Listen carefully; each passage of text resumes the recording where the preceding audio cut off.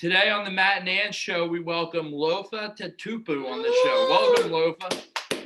Fellas, thank you for having me. Let's start off what we were just talking about, USC. What do you think about what they did last night, and do you think they have a chance at the national championship? We do. We got to get past the toughest challenge yet. Gonzaga. I mean, Yeah. they are just rolling right now. So we'll see. I like the way we match up with them. So we'll see what happens. It's the two hottest teams in the tournament right now, so it's going to be a really good game. Yeah. You went to USC in the mid 2000s. You were on their national championship squad with Leinart, Bush, all those great guys. Tell us about the experience of playing with them when they were like a super powerhouse in football.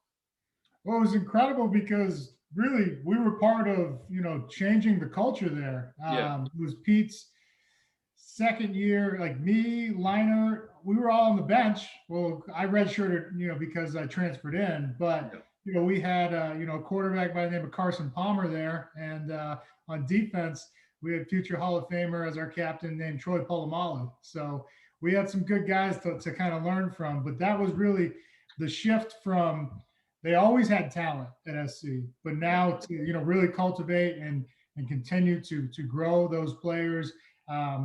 We were lucky to go. I think in the next 2 years that I got to start 26 games, we went 25-1 with the one loss in triple overtime, to Cal and Aaron Rodgers. Yeah.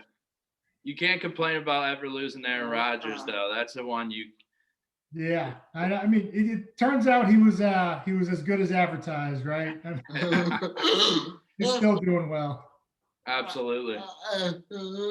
How was that experience for you playing with a guy like that? Well, It's tough. Aaron Rodgers preparing for him is that he set the record. Look, we were one of the top 5 defenses, I think 3 or 4 at the time when we played him the next year. And I think he threw like 24 straight completions and broke the NCAA record. Broke the NCAA record on us. And I mean, a lot of things have to go right for you to do that, especially against, one of the best pass rushes. We had Sean Cody, Mike Patterson, all these future first rounders. And then our secondary was great. So he was in the zone that day. But luckily, when it came down to it, the last couple of passes, he didn't pull it out in 04 like he did in 03. How was it being on USC around 03, 04 when you guys were like the kings of LA? You were the only football team there. So you were like a professional team in college. How was that experience? Because now a lot of people don't get to experience that in a big city because usually there's a team playing there. Yeah. No, it was great. It's still LA though, right? So yeah. I don't, but it was incredible. When by that, I mean, even if you think you're doing something big, there's still like Hollywood right down the street, movies, actors and actresses that are, all the, R&B, rap, like you got some real, celebrities there. So while you might be the talk of the town, you're still not the toast of the town. I'll say that. we were still, broke college kids. But what we did there was special, man. And obviously, hasn't been done since the 3 trips to the national championships in a row. And again, just all those wins, man. It was special to be a part of that. Right from that, you went to Seattle, and then you went to a Super Bowl. How was that experience in your first year going right from national championships to the Super Bowl playing the Steelers? I thought I was going to get the three-peat, man. I really, for college too, right to the third in the pros. But it was incredible. Couldn't have landed in a better situation in terms of, it reminded me a lot of SC playing with the top offense. The Hawks, we had led by a couple Hall of Famers and Walt Jones and Steve Hutchinson on that offensive line that really set the tempo with our MVP running back, Sean Alexander, Matt Hasselbeck. We had all these stars, much like I did at SC, to lean on. And so it was a lot of fun, watching them do their thing out there. What was your favorite moment playing with Seattle? Playing with Seattle, I'd say my favorite moment getting drafted because that's what you always dream of. But my favorite moment playing was when we were on that playoff, I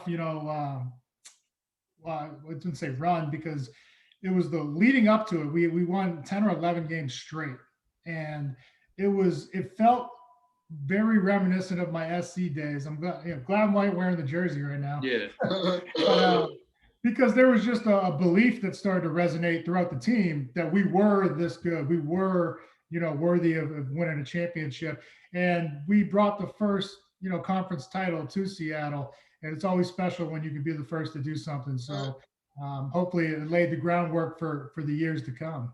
Did you always want to be a football player, or did you always Yeah. have an idea in mind? I played everything growing up, but since I was 6 years old, 7 years old, my dad, I'm second generation NFL. My dad he went to SC and then he also played 14 years in the NFL. And so I always wanted to play football, ever since I knew what a football was. And it helped having, watched him go through it and play at a high level to really, find out how to be a pro and what the right things to do and because it's all about the journey, man. And it was special having my dad there for it.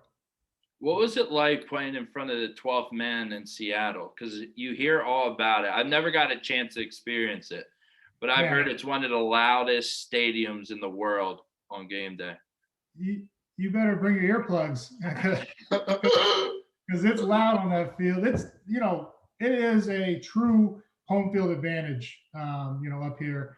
And, it's because of the 12s. I remember my rookie year against the Giants when we had 10 false starts because of the crowd noise. And that directly impacted that game. And we went on to win in overtime because of all those penalties and those yards that they gave up. But it's special, man. Seattle's a special city that, we're fortunate to call home. And love playing for the 12s. Would that be, is there a favorite player that you have and you're looking with or going up with? I had a lot of guys that I looked up to, from I thought I was a running back when I was a kid, and, because you always have these dreams of scoring touchdowns, right? And so Thurman Thomas was always my favorite player for the Buffalo Bills. And then as I got older and I realized, okay, I'm actually better at hitting people than I am at running the ball. I might want to start, watching these other guys. So I had got like Junior Seau, man, loved watching him play. Yeah. I got to meet him a couple times. And he's another SC guy too. He is. He's another Trojan. There was obviously loved watching Ray Lewis. And then a bunch of love watching Urlacher, but I had to start, focusing on the guys that were smaller, more my size. So like Dat Wynn, Dexter Coakley, London Fletcher, Zach Thomas. Like I used to watch all those guys every game I could because, they were little guys, playing big in the NFL. Did you have a favorite game of your career that you got to participate in? I mean, everybody looks back at the Philly games. I played particularly well against Philadelphia. I mean, my rookie year scored a touchdown. My third year, I think you had 3 interceptions against them the third year. 3 interceptions and a bunch of tackles. But my most memorable win or game is when we won the NFC Championship, and just knowing that was just the game before the Super Bowl. The Super Bowl was great too. I mean, obviously you wish there was a different outcome, but I mean, it was incredible to get to play, on the biggest stage ever. But that NFC Championship, man, the feel from walking out of the tunnel, it was just electric, and it was the loudest I've ever seen that stadium. And is there something that you used to do before game, like maybe listen to music or shit like that? Yeah, you got rituals, right? What's that? The Office. I'm not superstitious, but I am a little stitious. So, so I had a lot. It's all about finding balance, and going into the game not too high and not too low. Yeah. And so just trying to enter the zone. So if it was a big game, I used to have to calm myself down with some reggae, man, like some Collie Buddz, Stephen Marley, Yeah. yeah. And then if it was like a game that it was just the other team wasn't very good. You'd have to pick the energy level up yourself. So maybe some Tupac, and I'm trying to think what else. Yeah, something more aggressive and hardcore. Oh, if you let me ask you, what song by Tupac did you listen to? Tupac, Can't See Me. Can't see it. That's a great Oh man, that one it goes hard, man. And so I mean, you can't help but feel the energy when he's rapping that song. And Yeah. then you got George Clinton in it, and the beat is just incredible. Yeah, that's my favorite. You got a chance to coach with Seattle, and you were reunited with Pete Carroll. What was that like to be with the coach that coached you in college? It was cool. I got to play his first year up there was my last year here in Okay. Seattle. And so it was cool. And it was really cool to see the other side of things, the evaluation process when they look at a kid's film and see where he's going to fit into the defense schematically or, offense, how he fits with what you want to do there. So, I appreciated that aspect, and then also just learning more football, and why certain blitz against certain protections, just taking it a step further, to really give your players the edge mentally when they get out there. You mentioned that you had to look at players and videos. Do you ever see a player that reminds you of yourself? I'm one of a kind, my man. No. There's I'm trying to think. I always like downhill, hard hitting, physical linebacking play. So the kid that actually reminds me a lot of myself is the one they just drafted in Jordan Brooks. He's a lot bigger, a lot stronger, a lot faster than me. But in terms of play style, he he reminds me the most of how I used to go downhill and go get it once I diagnosed the play, and he's going to be fun to watch.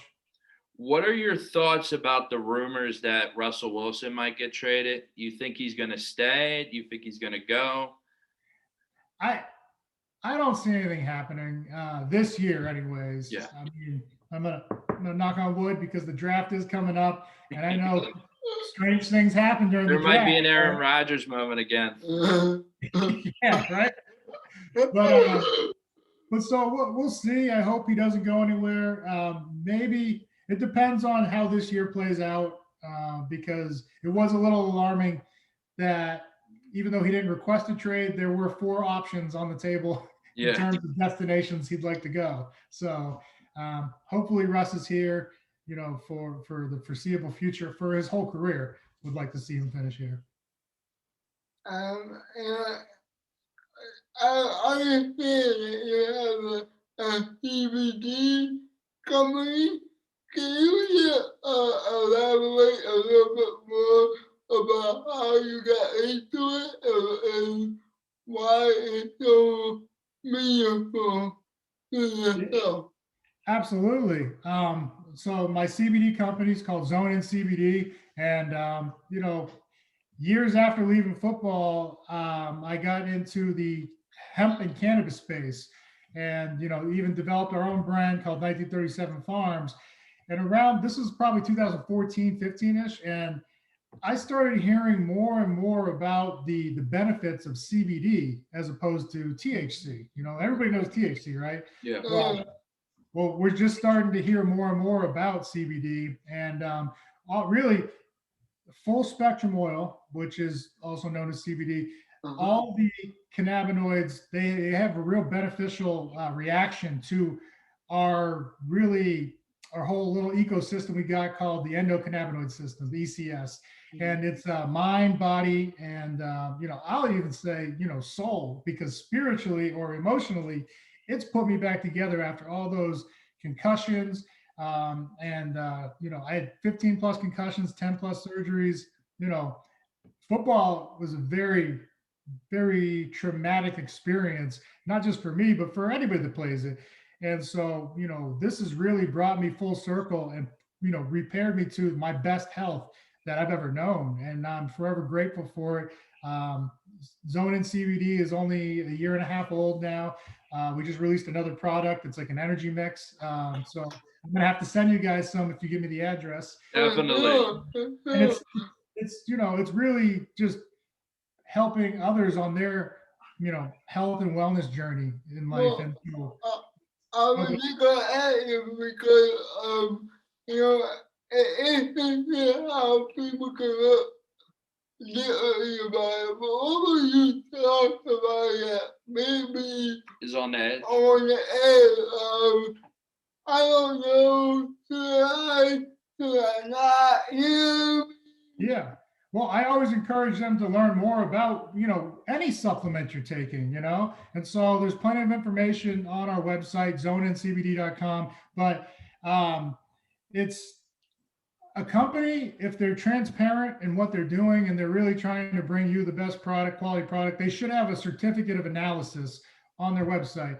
And we do, so every single product we have is barcoded at the bottom with the lot number that you can look up to ensure quality, ensure that all the CBD that is said is on the label is in there, but also that the harmful things are not in there. The residual solvents, the pesticides, heavy metals, any toxin, you want to make sure that that's free from, your product, as people are trusting you with their wellness, right? So you can learn more at zoneandcbd.com.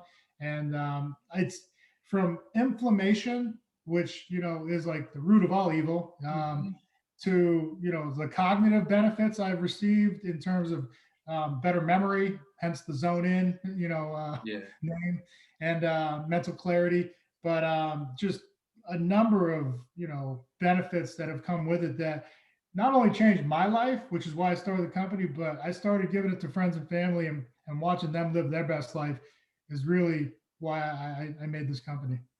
Do you see yourself doing more than just CBD? Do I see us doing more than just CBD? Yeah. We are doing, because you got to innovate, right? You got to come up with new products. So from a sports performance side of things, I think that's why we launched into the next one was a topical. We had a muscle rub, which is very good. It doesn't burn. I wanted to make sure the first one didn't burn, because a lot of those, they're really hot and you can't tell. I can't tell if my skin's just burning or what. But, so then we'll release an extra strength one that does have a little more heat to it. Then we came out with the energy mix, which is with immune support, a lot of vitamin C, a vitamin B complex, to help with mood, alpha GPC, which helps with, dexterity, coordination, and, a bunch of things that, the athlete, needs. And then the next probably product or two we'll probably look into is maybe recovery, either branched chain amino acids or protein recovery shake, as we continue to grow. And where can you find these at? Where are these products at? Right now, primarily online. We are in some small retails throughout the country, but pretty heavy up here in the Pacific Northwest in Bartels. They got 67 locations. So if you're in Seattle, we're all over Seattle. But then online at zoneandcbd.com is where you can order and learn more too about us. And just shoot me the address, fellas. I'll send you some. We definitely will. And I want everyone that's listening to this to go to that site. If you're in Seattle, go to the stores, pick this up. And we want to thank Lofa Tatupu for coming on the show today. It's an absolute honor. I grew up watching you. I know Ant did. And you're an SC guy. I love SC, so that makes it even better. And hopefully they bring home the national championship. Oh man, I'm praying. Fellas, thank you for having me. Thanks for reaching out, and yeah, man, stay blessed, and let's do this again sometime. Most definitely. Thank you so much. Lofa Tatupu, everyone. No, hang on.